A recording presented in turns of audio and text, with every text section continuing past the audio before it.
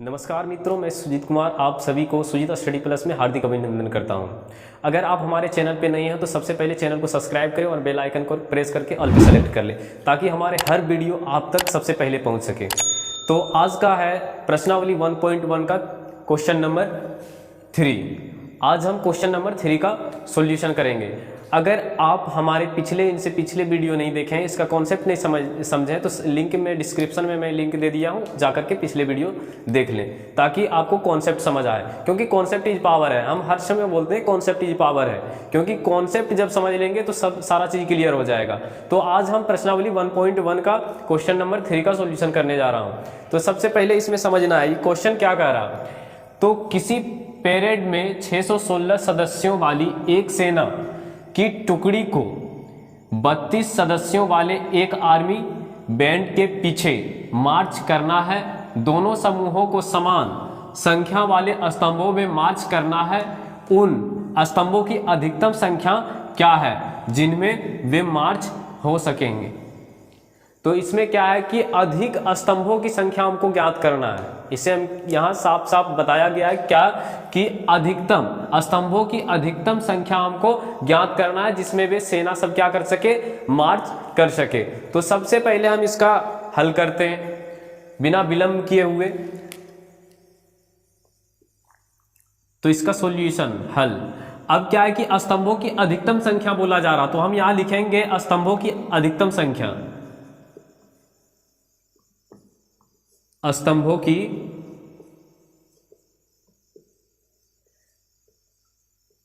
अधिकतम संख्या बराबर क्या होगा।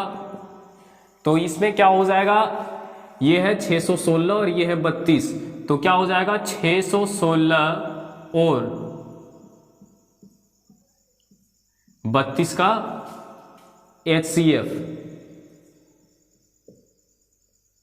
देखो इसका स्तंभ का जो है अधिकतम संख्या तब निकलेगा जब क्या इन दोनों का हम HCF निकाल लेंगे, जब हम इन दोनों का महत्तम निकाल लेंगे तो क्या होगा, ये स्तंभों की अधिकतम संख्या हमको पता चल जाएगा। तो सबसे पहले क्या है, हमको HCF निकालना होगा। और क्या है, इसमें यूक्लिड विभाजन एलोगोरिथम से HCF निकालना है। अगर यूक्लिड विभाजन एलोगोरिथम आप नहीं पढ़े, इसका कॉन्सेप्ट नहीं समझे, तो सबसे पहले पिछले वीडियो जाकर के देखें, डिस्क्रिप्शन में लिंक दिया हुआ है, और वहां जाकर के यूक्लिड विभाजन एलोगोरिथम का सबसे पहले कॉन्सेप्ट समझें ताकि समझ आपको बढ़िया तरीके से आ सके। तो सबसे पहले इन दोनों का HCF निकालना है। तो यूक्लिड विभाजन एलोगोरिथम का आप लोग को कॉन्सेप्ट पता होगा। अब देखो क्या है यूक्लिड, अब हम लिखेंगे यूक्लिड विभाजन एल्गोरिथम।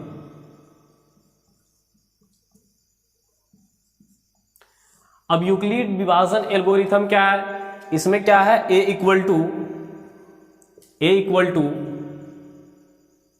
BQ प्लस R, जहां क्या होता है R क्या होता है, या तो ये 0 से बड़ा होता है या 0 के बराबर होता है, लेकिन B से हर समय क्या होता है, छोटा होता है। तो ये हमने कॉन्सेप्ट को पहले ही समझा है। तो अब इसमें क्या करना है, यूक्लिड विभाजन से इन दोनों का HCF निकालना है। और इसका HCF निकालने से पहले क्या, हम थोड़ा रफ में समझ लेते हैं इसको। HCF निकाल लेते हैं भाग विधि से। हम लोग पढ़े हैं कि भाग विधि और गुणनखंड विधि से HCF दो तरीके से निकालना सीखे। तो सबसे पहले हम भाग विधि को यहाँ रफ में समझाते हैं। तो सबसे पहले क्या है, ये 616 है और 32 है, 616 और 32, तो यहाँ लिखेंगे 616 और 32। तो हमने इसमें पिछले क्लास में बात किए थे कि हम A किसको मानते हैं, जो बड़ा रहता है उसको हम A मानते हैं, और जो छोटा रहता है उसको हम B मानते हैं। तो इस दोनों में, इन दोनों में हमको बताओ बड़ा कौन है। तो सर 616 क्या है, सबसे बड़ा है इन दोनों में। तो हम क्या करेंगे, A किसको मानेंगे, A बड़े को मानेंगे। तो A इक्वल टू क्या हो जाएगा 616, और B इक्वल टू क्या हो जाएगा, B इक्वल टू हो जाएगा 32। तो इतना क्लियर। अगर कोई डाउट होगा तो टेलीग्राम ग्रुप में ज्वाइन हो जाएं और वहां से हमको डाउट बता सकते हैं, अपने प्रॉब्लम को बता सकते हैं। अगर कोई सवाल नहीं बन रहा तो उसको आप भेज सकते हैं और सॉल्यूशन इधर से आपको रिप्लाई में मिल जाएगा। तो क्या है कि ए को हम किसको मानते हैं, ए तो बड़े को ए मानते हैं और छोटे को b मानते हैं। इतना तो क्लियर है, इतना मैंने पिछले क्लास में ही समझा दिए हैं। तो सबसे पहले क्या है, अब हम इसको रफ में थोड़ा भाग विधि से समझ लेते हैं इसका HCF। तो सबसे पहले 32 और 616 का निकालते हैं। तो इसमें क्या है, HCF हमने निकाला तो सबसे पहले ये भाग विधि से, इसलिए ये भाग लगेगा। यहाँ अगर हम कितना से सबसे पहले लगाएंगे तो 1 से लगाएंगे 32 आएगा। सर 2 से भी लगा सकते हैं तो 2 से लगा सकते हैं, लेकिन 2 से मल्टीप्लाई करेंगे इसमें तो 64 आ जाएगा, और यहाँ क्या 61 है तो ये बड़ा हो जाएगा तो नहीं लगेगा। तो क्या हो जाएगा, 11 में से 2 जाएगा तो फिर 9 बचेगा, और 5 में से 3 जाएगा 2 बचेगा। अब क्या उतरेगा यहाँ पे, अब नेक्स्ट डिजिट जो नीचे आता है तो वो 6 आएगा। अब फिर से क्या करना है, देखो इसमें क्या है कि जब तक रिमाइंडर मेरा नहीं बचता, जब तक रिमाइंडर नहीं बचता तब तक ऐसे सिंपल भाग इसमें करते हैं, सिंपल डिवाइड करते हैं। अगर जहां से मेरा शेषफल बचता है वहां से दूसरा नेक्स्ट स्टेप लेते हैं। तो यहाँ तो मेरा कोई शेषफल बचा नहीं है, शेषफल अब की बचेगा। तो अब ये कितना लाइन से लगेगा, तो ये अब 9 बार से लगेगा, क्योंकि 32 को अगर 9 बार से मल्टीप्लाई करते हैं तो 9 दूना 18, 18 का 8 लिखाएगा, और 9 तिया 27, 27 और 1 28, 288 आता है। अगर हम इसको 10 बार तो ले नहीं सकते, इसीलिए हम इसको 9 बार लेंगे। तो 9 बार लिए, इसको क्या हो जाएगा 288, इसमें माइनस करेंगे तो 16 में से 8 जाएगा तो 8 बचने वाला है, और इधर से 0। तो यहाँ देखो मेरा क्या है, फाइनली मेरा रिमाइंडर बच चुका है। अब यहाँ क्या है, मेरा शेषफल ये बचा।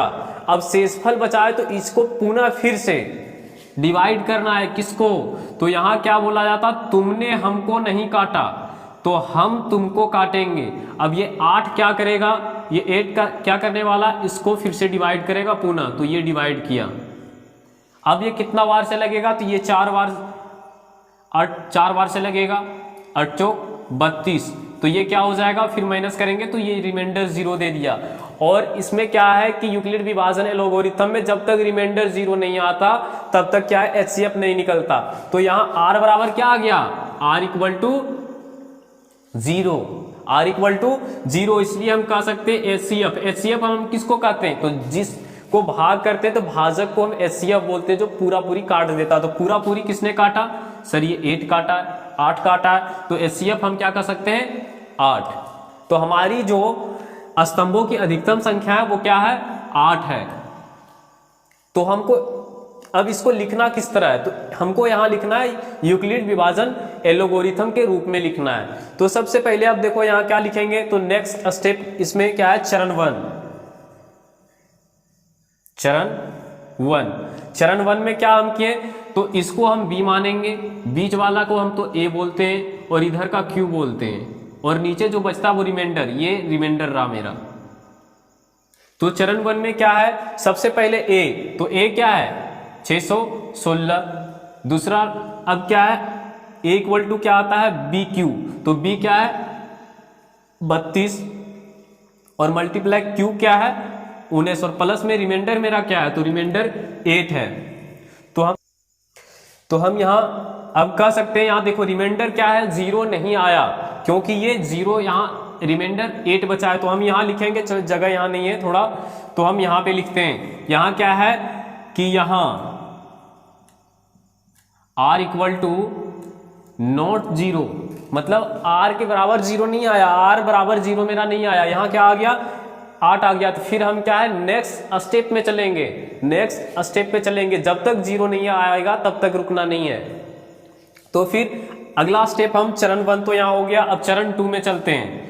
तो चरण 2 में, अब चरण 2 में क्या होगा, चरण 2 में यहाँ देखो, चरण 2 में जब हम चलते हैं तो इसको हम क्या मानेंगे, इसको B मानेंगे, ये बीच वाले को A मानेंगे, ये इसको Q मानेंगे, और इसको रिमाइंडर R मानेंगे।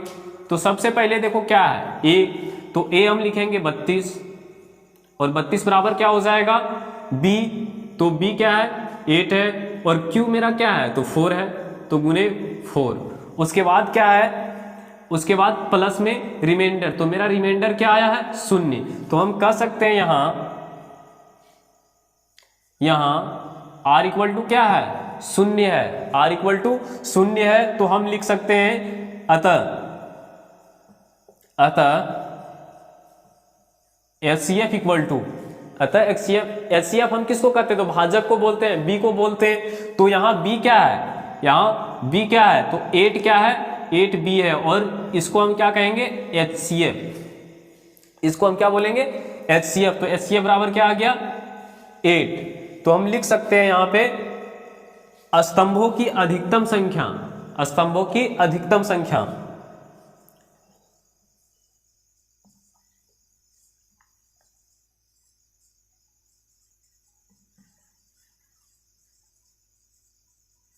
अधिकतम संख्या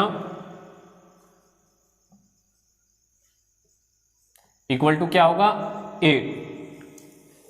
ये नोट कर लेना है। तो इनसे कुछ हट करके नहीं आने वाला है। ये देखो रफ में है, अगर आप करना चाहते हैं तो ये रफ में कर सकते हैं। ये मैंने समझाने के लिए ऐसे ही लिखा है। तो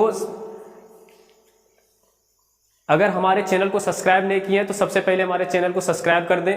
आप लोग के लिए हम इतना मेहनत करते हैं, मेरा तो एक सब्सक्राइब बनता है। तो हमारे वीडियो को अगर लाइक नहीं किए हैं तो लाइक कर दें और कमेंट करें। और जो भी कुछ डाउट है तो वो हमारे टेलीग्राम ग्रुप में ज्वाइन होकर के वो प्रॉब्लम को आप सॉल्व कर सकते हैं। धन्यवाद।